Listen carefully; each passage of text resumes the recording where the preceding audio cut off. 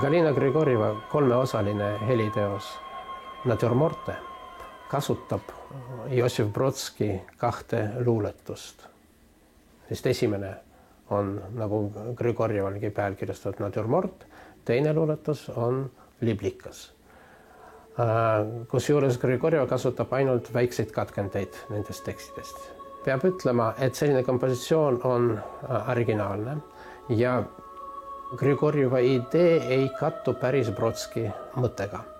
Kuid mõni aspekt Brodski maailmapildist toob Grigorjeva heliteos väga selgelt välja. Natürmort on kirjutatud 71. aastal ja see on üks viimaseid luuletusi, mida Brodski kirjutas Nõukogude Liidus.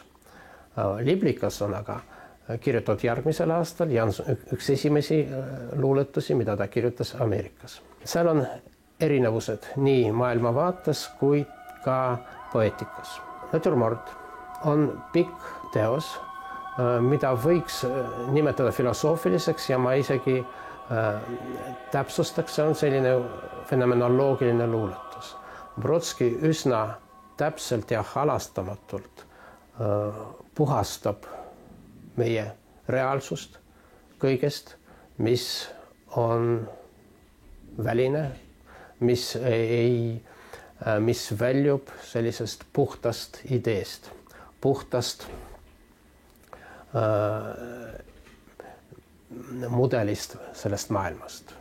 Igasugune psühholoogilisus kaob ära ja nii edasi. Ta istub pimeduses ja vaikuses, sellepärast, et inimesed ja asjad käivad talle närvidele. Inimesed käivad rohkem. Asjad on ausamad, inimesed on valelikud.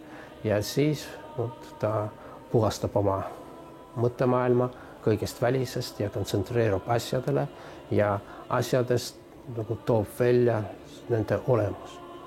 Ja asjade olemus on tühjus. Siin Grigorjeva katkestab ja läheb üle Liblikale. Liblikas on ühepäevane elukas. Ta elab üks päev ja ta sureb ära.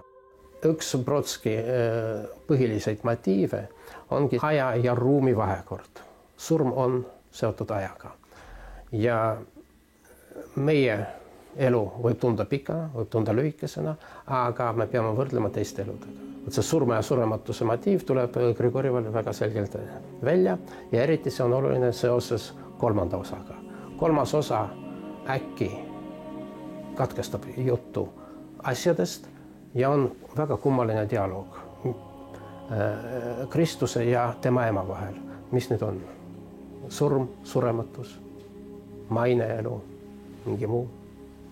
Selline kummaline tekst.